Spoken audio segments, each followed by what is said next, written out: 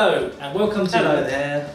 Welcome to the arcade month here at Lucky Hit. Can you not do that again, please? I wanted to say hello. I don't care.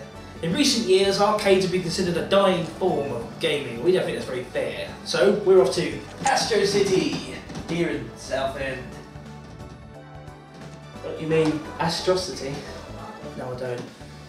We're dedicating the entire month to arcades, so we're going to encourage you, yes you, to get out of your dimly lit room for the games and head off to another dimly lit room for the games. But at least this one has cool cabinets. Astro City cabinets. Astro City cabinets. What are you talking about? Well, it's Astro City, isn't it? Oh. It's clearly... It's like, you know, in Sonic 3, when you go to Hydrocity Zone, high velocity, you know, Astro City. Astro City. It's clearly two separate words!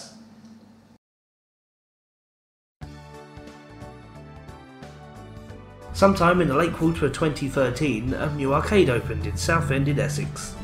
Not quite knowing what to expect, we climbed 3 flights of stairs, but on the way up we heard the Daytona USA theme, so we knew we was in the right place. It's not the largest arcade in town, but it has a very varied selection of machines, with plenty of retro and even some candy cams, which is a rare sight in Essex. Well, it's nice to see that they even had the yen sign still on the machine, didn't they? Was it like 50 yen to play? Something like that. I thought that was nice that they actually kept that in. No, or kept it on, should I say, on the machines. And the best bit is those candy cabs are actually called Astro City.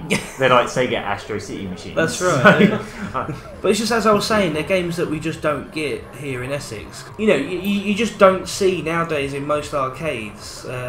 Certainly not anywhere outside of London now. You don't see proper Street Fighter machines or retro games like Pac-Land or Pac-Mania. You don't see that kind of stuff. And you know, they, not only that, but they've got proper arcade editions of, like, they've got Street Fighter 3 and they've got some cave shooters, which is that was the first thing that stood out when I went in there. It's like, oh, we have cave shmups in Southend. We finally in our really hotels, weird. yeah. And the retro selection's pretty good as well, isn't it? Because you got the original Space Invaders, original Pac-Man. I mentioned Pac-Mania, which was probably our favourite thing, wasn't it? Oh, it's definitely the nicest machine there. I would say, like, the coolest looking design, definitely. Yeah, and they got a couple of those original machines, like Pac-Mania Frogger, that was the original machine, and Gauntlet, which made me very happy. Oh, that one, it just looks immaculate as well, doesn't it? It looks new. Like, it does look insane.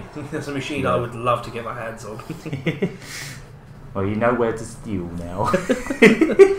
Something that made us all very happy as well is Fighting Mania. It was nice to see that again, because that was a pretty recent addition, wasn't it? Yeah. They got that in a little while ago. That's one thing I really like about Astro City is it's only been around for a short while, so they're still building up their collection, and they put this place together when they refurbished the whole place. If you have a look on their website, they have photos of what the place looked like when they first bought it. And it's just a wreck. Oh, really? Yeah, it really done it up nice. It definitely feels like a traditional old arcade. Yeah, it does, yeah. But as far as I know, that space there's just never been used for anything. No, I don't really It's always just been a boarded up old, like, look like a newsagent's or something. Yeah, I'm not even really sure what was there before, to be honest. Not newsagent, estate agent. Some sort of agent. An agent. Obviously, a lot of the arcades down Southend have some basic DDR machines, but the one they've got in Astro City is kind of a special one. Well, for starters, it's like one of the most recent builds of it. Apparently, it's the 2013 build of the game. Yeah. And what makes it really unique is it's got this card system on it where you can get this Konami card. I think you actually have to order them from Japan because That's right, yeah. they're actually supposed to be a Japanese only thing, because the actual DDR machine they've got is all in Japanese. Yeah. If I remember rightly, and it says on it you're not supposed to play it outside Japan or something. Ooh. Yeah, it's like a card system where it saves your details and your high scores. It has like online leaderboards, and it actually remembers your entire history of what songs you've played and all that kind of stuff. Pretty amazing. And if you get one of those cards, you actually get, I think you get a bunch of the games for half price. Yeah, something like that. You spend about, I think it's £10, and you end up getting something like double credits for that. So it's 50p a game, £10. So you get a bit of a deal as an incentive to get it, but then you want to keep the card anyway. And there was a lot of DDR enthusiasts when we went, weren't there? Because there was actually a whole meetup of people from around the UK that have all flocked down just to see this one machine. Because apparently it's the only one in the UK. Yep, very much so. Yeah, it was a Saturday event as a meetup, and it was hugely successful to the point where it spilled over into the next day. We went back there Sunday, and there was still at it. There was still a huge group just gathered round. It was such an amazing sight to see. You know, so much enthusiasm for arcades again. I mean, I think I've played DDR twice in my life, so I'd be considered an absolute baby on it. But these people were just insane. Like, what made me laugh is when I've seen people play DDR, and when I played it myself, is we're jumping around on it. We're sort of going a bit over the top with it, with the movement, kind of really going at it. But when you get the professional players, they actually look really quite calm and still, don't they? Yeah. And it's just their feet do minimal steps, and it looks really light. Also, just masterful. You can just watch the feet all day. Just watch me get tap tap tap tap tap tap tap tap tap. Yeah, it was a real joy to just sit there all day and watch it. Yeah, there was a whole crowd, wasn't there, on chairs, all gathered around this machine. And that's right. Just watching all day, and they were all.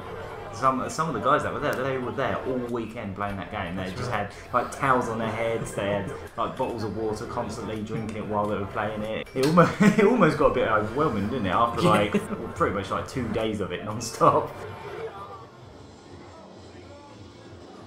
And the other, because it wasn't just a DDR meet, it was also an EZ2Dancer, which they had there as well. Yeah, it's like this Korean machine, which is like a dance mat, but it's also like these two little sensors, I guess you could call them. And, like you wave your arms up and down. They're like motion sensors, and you do one above, and you can also do it below. So you end up with 4 different commands for those two sensors. When you go up, down. So you're not only paying attention to arrows, you're also paying attention to what sensors you're supposed to be waving your arms to. And I can imagine that's even more complicated. And the floor was 3 pads as well, wasn't it? Yeah. So you ended up with like 7 different commands to pull off. And what I really liked about EZ2Dancer over DDR was how much more expressive it is. When you see people playing, like I said about the DDR machine, you're all very still, very focused, and you're not really dancing. You just you're just focused. But on EZ2Dancer, when we watched some of the more professional players on that.